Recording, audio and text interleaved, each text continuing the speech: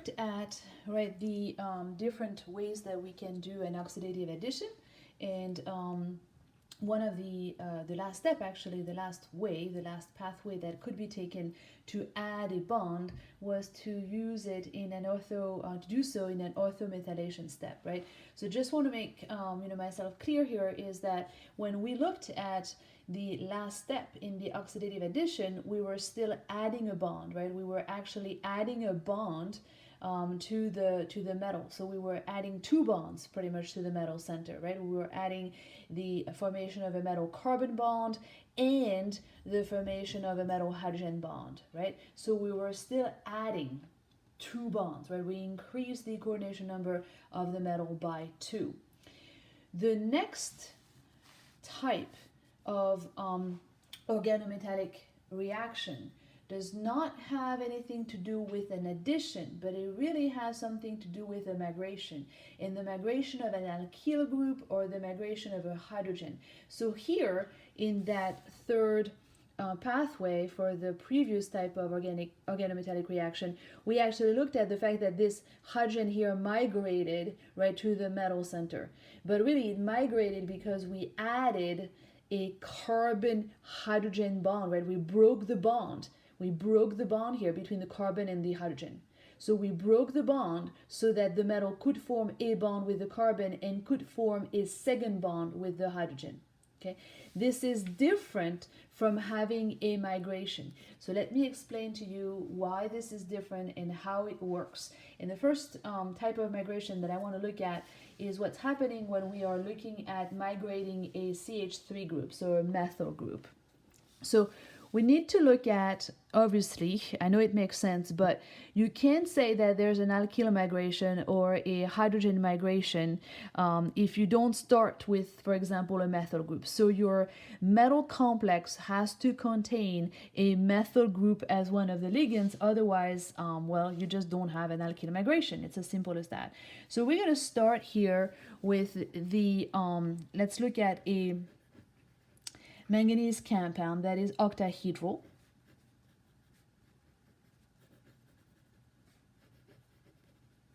And, as you know, a lot of these ligands are actually ligands that are carbonyls, right? So if I have, lots of carbonyl ligands on my manganese, and I also have obviously a methyl group, right? So CH3, a methyl group.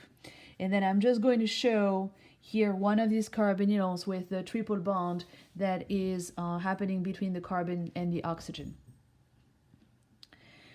So let's assume here for a minute that I do want to add another carbonyl ligands to that manganese metal center.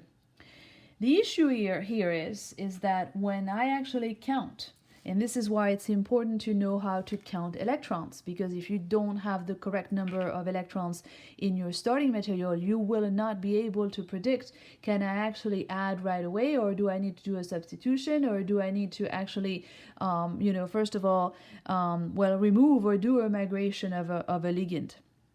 Okay, so if you count the total number of electrons here, manganese provides 7 valence electrons. Right? You have 1, 2, 3, 4, 5 carbonyls. 5 carbonyls means 10 electrons. So you have 7 electrons for the manganese. You have 10 electrons because of the 5 carbonyls. And remember, this is a methyl group, right? Methyl groups only provide 1 electron. So if you count here, what you start with is a metal complex that has 18 electrons. Therefore, you cannot add directly that carbonyl. You can't add it directly. What's going to happen here is that you are actually going to have to do a migration first, and that migration is going to be happening in 2 steps. So the first step, excuse me, I needed to sneeze. The first step is that my alkyl here will migrate to the carbon next door. So when it migrates, what it does is that it obviously will form a bond, right, between the carbon and the carbon of the methyl. But then here, right, my carbon can form more than 4 bonds, right? So obviously my third bond here will go to the oxygen in the form of a lone pair. So I will have an intermediate step that will look like this. So I still have my manganese. I still have all of my other carbonyls.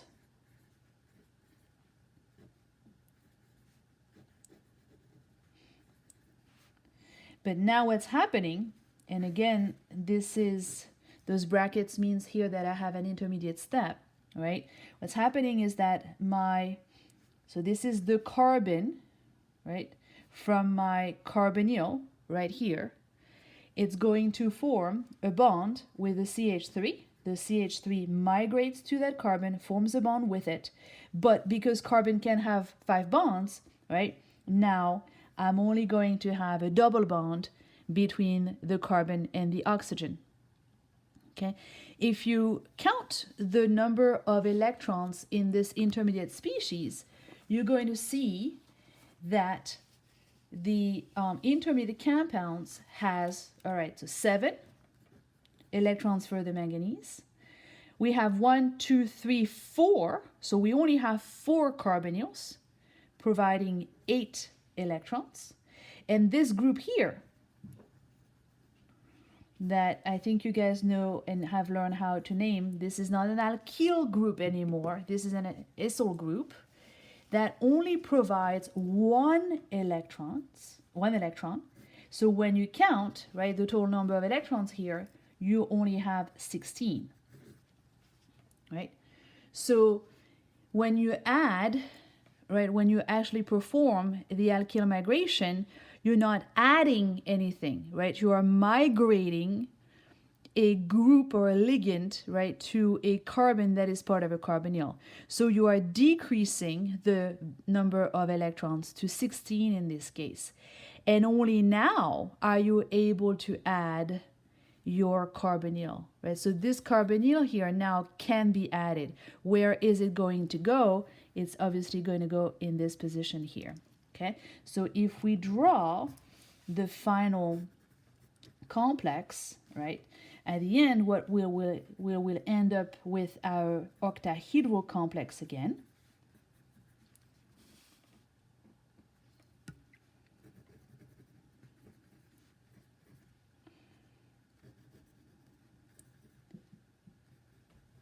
And I'm going to have my CH3, and I'm going to have my CO, so my acyl group here that will have what?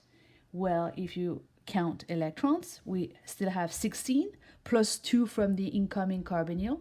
That's 18 electrons. So we started with 18. We went through an intermediate that involved an alkyl migration that has 16 electrons. And we ended up, when we finally added the ligand that we wanted to add, we ended up with 18 electrons total. You may actually recognize that this product here is the product that is used in industry as precursor to the formation of acetic or ethanoic acid. You may recognize obviously here, right, the CO and then the CH3, right? The only thing here that is missing to have an acid is the OH, right? So, but this here is actually, this whole thing, as a matter of fact, is used in industry to produce ethanoic or acetic acid, which is a wonderful solvent. Okay, that's actually used the Monsanto process when we are looking at the production of acetic acid. Okay, so that is showing you how we can migrate an alkyl group, right? The alkyl group here is migrating. We can do the same thing with hydrogen. It's actually a lot easier to do it with hydrogen. It's obviously a smaller element, right? What's usually happening when we do a migration of a hydrogen is that we usually start, obviously we have a metal, we have N ligand. And I know this sounds, kind of crazy, but you cannot have a migration of a hydrogen if you do not have a hydrogen as one of the ligand, right? So usually it happens when we're having a double bond or a triple bond, right? And so what's really happening is that the hydrogen here will migrate to one of these carbons in the alkene and will form a product that will have obviously not the double bond anymore, because now I'm adding a hydrogen, but that will have the formation of a single bond, and I'm going to be able to grow my carbon chain this way. So I'm still going to end up with my metal and my n number of ligands. Now my hydrogen here will go on one of the carbons to form what? Well, to form CH2, obviously, and then CH3, because one of these carbon now has 3 hydrogens, as well as obviously a bond with the other carbon. Okay, so this is an example here of one of the examples is about the alkyl migration. The other example is about the hydrogen migration. Usually we are using the alkyl migration to form a precursor to one of the carboxylic acid. Usually we are using the hydrogen migration to be able to grow obviously the carbon-carbon chain here. You can imagine that if we continue, right, to do this reaction, and if we add more alkenes to it, we'll be able to grow this carbon chain here in the product. One of the interesting things to look at in all of these different reactions is that some of them are reversible, which means that we can go back to the starting material. And this is what's happening when we look at this product here. We can actually go back and reform our starting materials, and that's actually called not obviously a migration but an elimination. So we can actually eliminate one of these hydrogen here. If we eliminate one of the hydrogen, we can go back to the formation of a double bond, and so that's the last important type, I should say, or very common type of organometallic reaction, and that's called the beta hydrogen elimination. So how does this work? Well, again, we have to be able to distinguish beta hydrogen from alpha hydrogen, right? So we talked about alpha hydrogen before, and the fact that they are usually ortho hydrogen. So if you start with again, I have my metal, my n number of ligands, right? And then I'm starting pretty much with what I ended up before, right? So what I ended up before, right, is a carbon-carbon single bond, right? And so if I have a carbon-carbon single bond, I have a carbon-carbon single bond, right? I have hydrogens on these carbons. And then let's say I have an R group here, depending on how long my chain here, my carbon chain is, right? If you remember, and if you don't, it's perfectly fine, but those hydrogens here, so those 2 hydrogens here, they have a label. They are called the alpha hydrogen. There's only one bond here between the metal and the carbon. These 2 hydrogens here, right, are actually called the beta hydrogen. So the beta hydrogen and the alpha hydrogen, the only difference between the two is that here we have 1 bond and here we have 1 and 2 bonds away. Okay, so the whole point is that when we are looking at eliminating a hydrogen, right, so reforming our double bond, we are going to be eliminating one of the beta hydrogen. And how to do that is because we are going to be pretty much what's going to happen is that one of the beta hydrogen is going to be transferred from the alkyl group to the metal to form an intermediate compound, which actually does happen. People were able to characterize that. So again, what do I have here? My metal, right? My carbon with my 2 hydrogens, my 2 alpha hydrogens here. I have now transferred one of these beta hydrogens to the metal. One of them, the other one, stays attached to the carbon. The other one, the other beta hydrogen, stays attached to the carbon, and the R group stays attached to the carbon too, right? So my intermediate compound here, I form, and obviously my bond, right, between the two carbons stays the same. Okay, so this interaction here, the formation of a metal hydrogen carbon bond, has a specific name. It's called an agostic metal hydrogen carbon interaction. It's extremely rare, right, that you will see the formation of a bond that obviously the hydrogen will form not only with the metal but also with the other carbon. So hydrogen here is forming two bonds, one with the metal, one with the carbon. It's not stable, obviously, not at all. So it really wants to get obviously rid of one of these bonds here. And what it does is that it converts the alkyl group to a pi bonded alkene.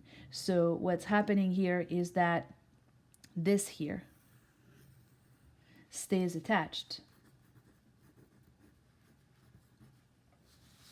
just like that.